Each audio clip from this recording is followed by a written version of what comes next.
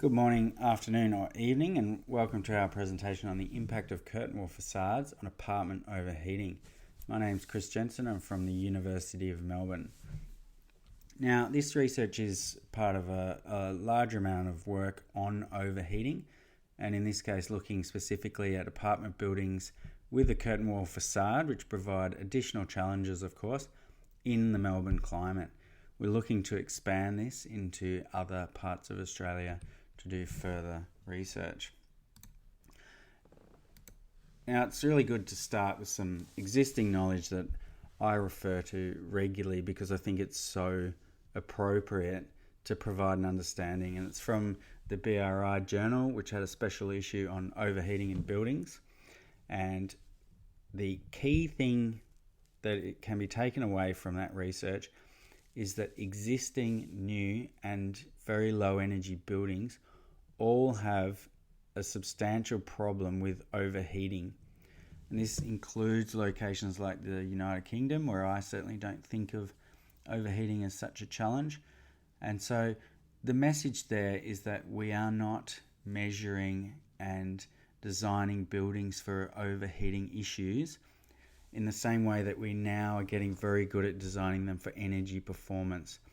So obviously we've moved from existing buildings and into new and very high performing buildings having very low energy across that as a transition.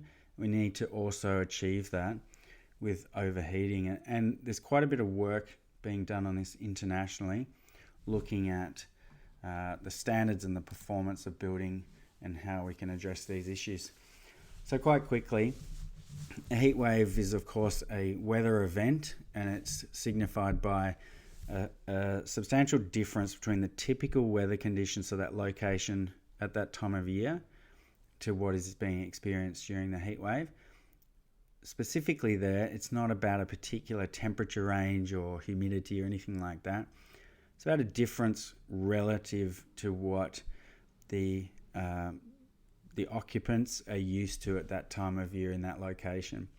Overheating is specific to buildings, so it's the traits of the building that lead to elevated indoor temperatures, and that varies, of course, with the different types of buildings. Apartment buildings having a fixed orientation being a specific challenge compared to detached residential. Heat stress is a human experience or a physiological state where the building can the body can no longer cool itself. So we all experience all of these things differently. So it becomes quite difficult because it's a subjective type of thing. So what I describe as a heat wave is different to someone else, wherein I experience heat stress is different to someone else. And so that provides a challenge that is in contrast to fairly defined metrics related to energy, such as energy performance, of course. Now, internationally, there's been some really good work on this, and this has been around for quite some time now.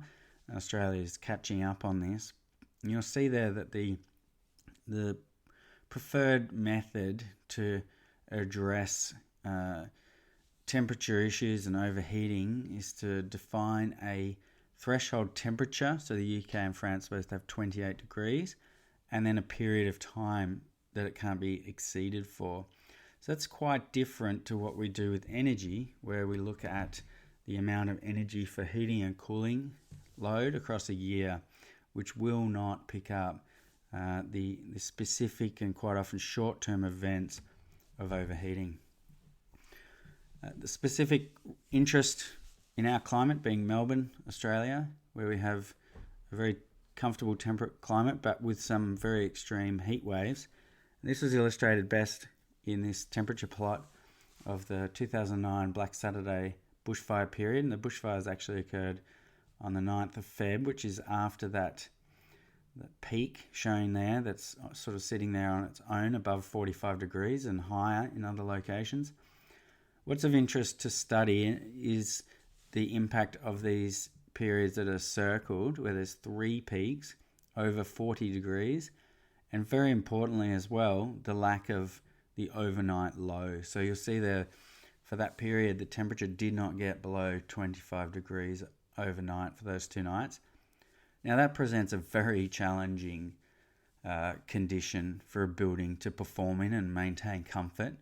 But as climate change occurs, we are looking at more common events like this that we have to allow for. So that's really painting the picture of the issue that we have.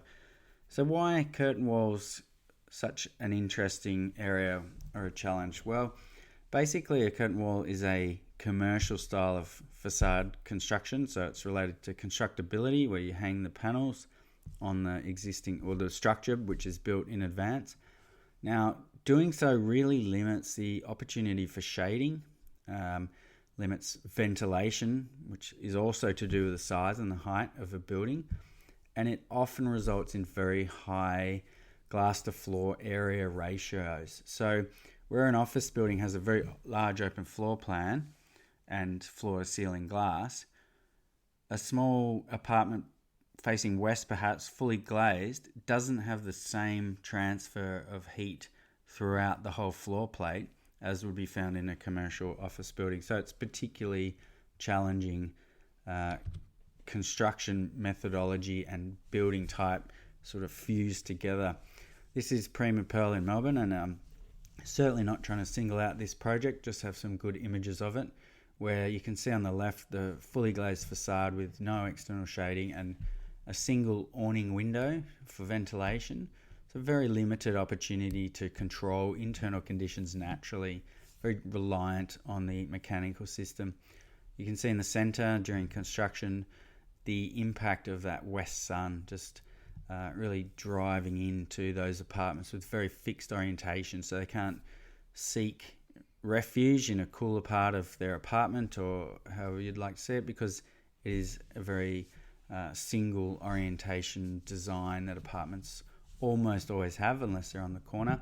And then on the right, it was just a really good image of the awning windows open, and there's limitations on what can be done with ventilation due to things like fall risk and those sorts of things. But the combination illustrates how challenging the curtain wall is to achieve high performance regarding the overheating issues that we have in our climate. So our research was to explore how the buildings and the apartments that are being built currently are going to perform in the future. So we're looking at current construction and compliance standards, looking at future overheating requirements. So what we're really saying is that we're still building buildings that we know are going to overheat, and although that's changing in the standards, we're addressing that problem now. So we have a 3-bedroom, 2-bedroom, 1-bedroom and studio. The 3, 2 and 1 beds were tested both what we call mid-row, so with shared apartments each side, and also on the corner, which resulted in a higher percentage of glazing. The studio was considered never to be a corner apartment type. Looking at the star rating, so the star rating is what is used to determine the compliance, and you'll see the apartment types across the top with the mid-row and the corner variations, with a significant increase in glass with the apartments on the corner, of course. Now what this shows is with our requirements, no apartment can achieve below 5 stars, and we must achieve an average of 6 stars. So you can see that that's achieved here without too much trouble, looking at the different orientations shown down the legend at the left. And you'll notice that the north-facing apartments generally rate really well. Typically the south is lower, and that's actually related to heating load, not cooling.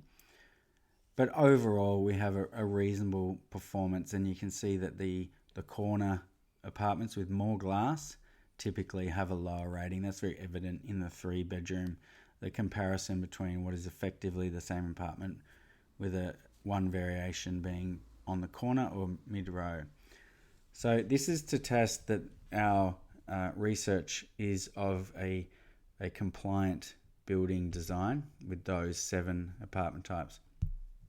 Now we need to look at the cooling load. So it is cooling load, which is the energy required for cooling across the year, measured in megajoules per meter squared per annum of each of the apartments. So the NCC and what is listed there as BADS, which is the Better Apartment Design Standard, provide a cap within which you must achieve during the design process and the testing to ensure that you won't have overheating. Now, energy for cooling is not a good metric for short period overheating events like was shown in that temperature graph. So you can perform with a fairly low annual cooling energy and still have overheating events. But it is a way of using the existing energy focused approach to determine cooling performance. So it is likely that a small apartment facing west with no shading will have a very high cooling requirement, and that will match up with the overheating expectation. This table shows from the bold figures that there's only a very small number that comply with what's considered best practice in the Better Apartment Design Standards of less than 30 megajoules per metre squared per annum. Typically facing south, and in most cases they're also not having the corner glazing in addition to the main facade glass. So it's interesting to see that the vast majority of these curtain wall apartments fail the cooling cap of the three standards tested here. So as I said, 17.9% of the apartments demonstrate compliance, which is a very low number. So less than 1 in 5 comply with the NCC cooling cap, and even less with the more stringent Victorian government standard for building performance. So that does acknowledge, however, that as the apartment designs move towards complying with these standards, the overheating challenge will reduce for curtain wall apartment buildings.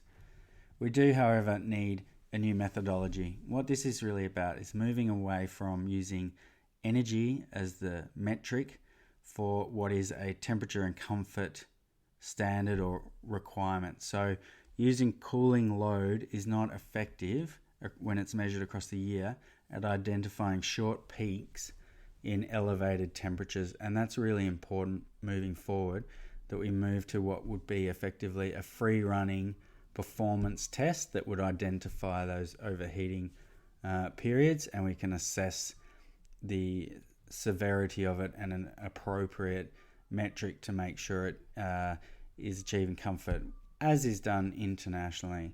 And that's also likely to modify the building designs. So in summary, the curtain wall provides additional challenges to overheating for apartments due to the fixed orientation, the lack of shading, the lack of ventilation, and the very high glass areas. The solution to this is something we're going to have to work through and understand in construction, and that relates to facade systems, external shading, and opportunities for ventilation or even cross-flow ventilation. So at some point, we also need to understand that we can't keep designing a single facade design for an apartment building. There must be a variation for west, south, north, even if it's just the percentage of glass that is visible and allows solar heat gain through. In the future stages of our work, we're going to expand this study into other Australian locations, look at opportunities there, and test some of these things that we've been referring to, such as glass area, and what might help designs achieve compliance with an overheating performance requirement. Thank you.